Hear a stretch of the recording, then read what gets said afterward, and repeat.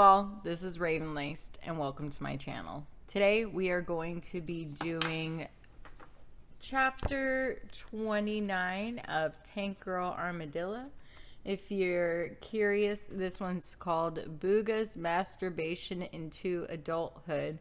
If you're curious what this particular part of the channel is about, I've been reading chapters of Tank Girl Armadillo for the last 5 or 6 years. I don't know why it's taken this long to get through the entire book, but I'm dedicated to finishing it and finalizing this chapter of my channel. So if you're interested in starting this adventure from the beginning on my channel, you can find the category Tank Girl Armadillo and go all the way to chapter 1 way long ago.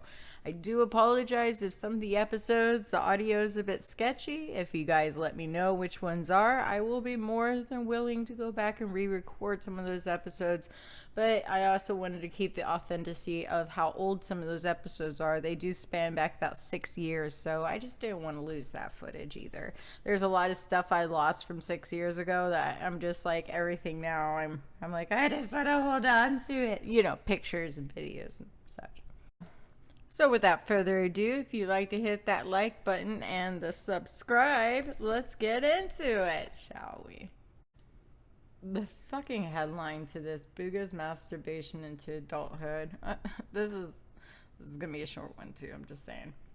Earlier that day, as we were lying on the beach, me and Booga had gotten into a rambling conversation about adolescent rites of passage and how they seem to be all but extinct from modern cultures.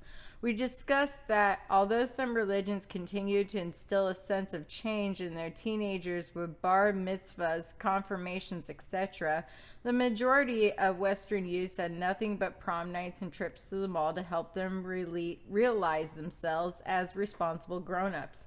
This obviously doesn't work. And Booga is a prime example of a child trapped in an adult's body.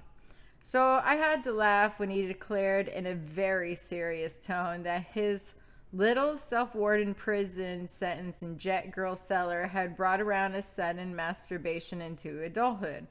But Booga, I said, surely you mean maturation into adulthood, trying my darndest to keep a straight face. Oh yeah, I replied pensively.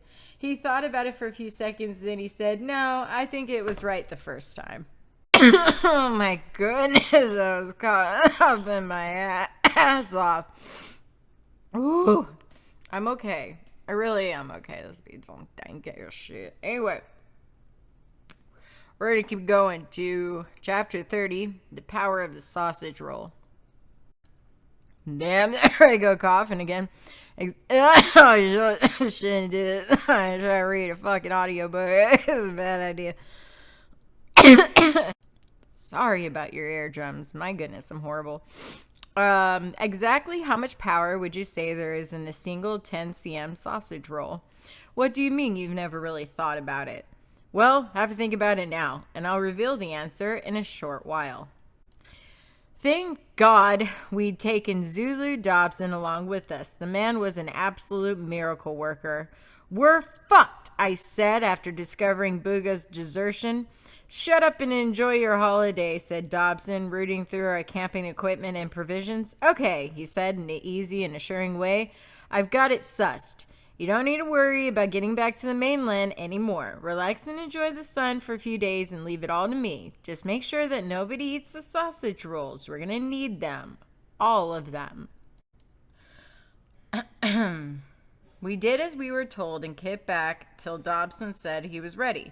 I managed to relax a bit, but I couldn't help fretting about Booga, a selfish bastard settling his old scores at the expense of my holes. Holes? H-O-L-S. There's no fucking E. I don't really know how to say that one. Anyway.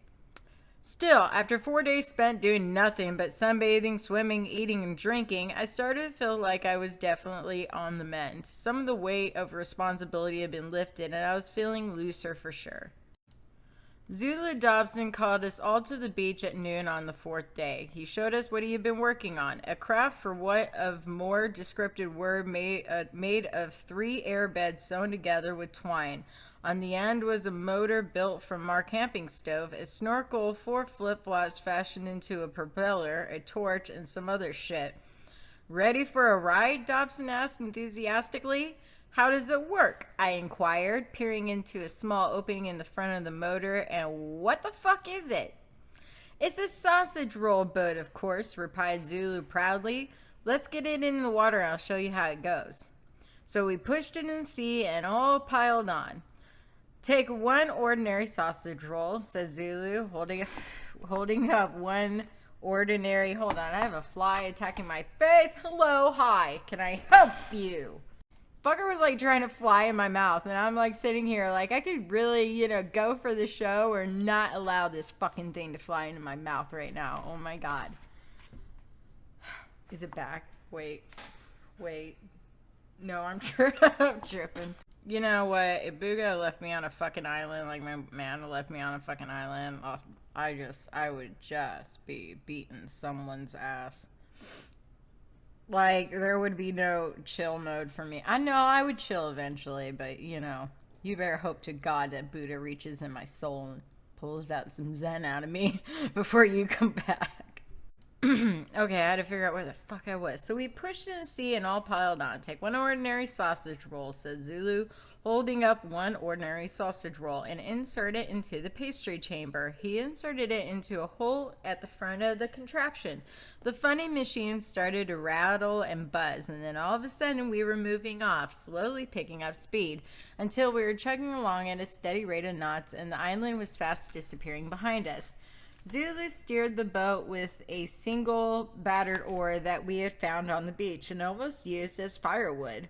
Only 11 more miles to the mainland, said Zulu, and according to my calculations, we've got enough sausage rolls to get us there. That's only a rough calculation, though, isn't it? Said Barney nervously. I mean, it's not an exact figure. Girl, he replied, I am never rough and I'm always exact, especially where sausage rolls are concerned. He looked across to where I was sitting and gave me a cheeky wink. I could feel that my resistance to Dobson's charming advances was starting to crumble, especially with Booga acting like such a prat. 2 miles off the coast, we ran out of power. We were a couple of sausage rolls short. We made Barney paddle us back to shore, the greedy bitch. Wait a minute, did I read that right? 2 miles off the coast, ran out of power. We were a couple of sausage rolls short. We made Barney paddle us back to shore, the greedy bitch. Okay. That was 30. We're going to go ahead and continue on to 31 as the last chapter, titled Some Cunt's Brother. It was midnight by the time we all got back to Jet Girls. We were tired and hungry, but I felt kind of half refreshed from the trip. Booga was nowhere to be seen, and I was right about my assumption. He had definitely gone short out of Fuckleberry. There was a guy on the porch, swinging away merrily on the hanging chair and drinking a large bottle of pear wine. None of us had ever seen him before. He was youngish, with rockabilly style about him. I guess about the armored car parked by the fence was his. What do you want? I asked aggressively. I just bringing you some news, ladies, he replied with a cocksure tone. I stomped in front of him and fixed him with one of my untrusting, sarcastic stares. So tell us the news and then fuck off. We've got a lot of shit going on with here. He slumped back into a swinging set, letting his body language tell me that he wasn't scared in the slightest, and he wasn't about to fuck off until he felt like it. No need to talk to me, funny lady, he sighed. I'm on your side. I'm just here to tell you what's gonna happen to your young friend Boogie. Boogie? Questioned Barney. Who the fuck is Boogie? He obviously means Booga, you twat, I said, focusing my attention back on the guy. What do you know?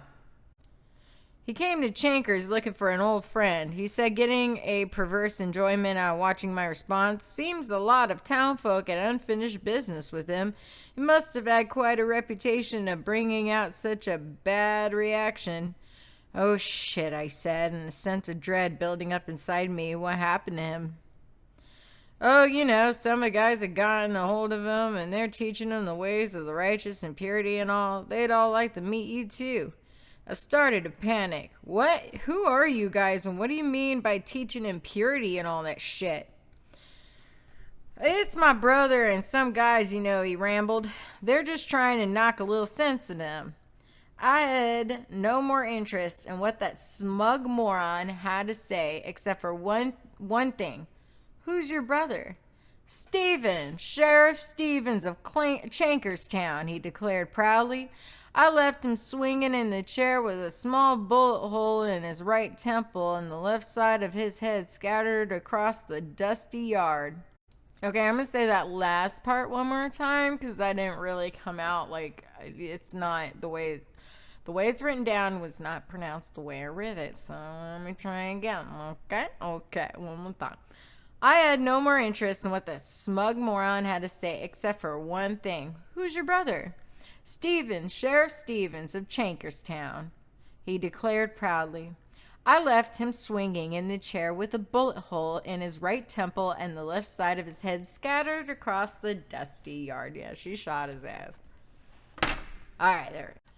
All right, we're going to end that with the next episode. We'll start off with chapter 32, Tank Girl versus Evan Stevens. I swear that fly is back for revenge. Thank you all for tuning in. I hope you have a great day. Lose your mind and find your soul. Be seeing you later. Bye.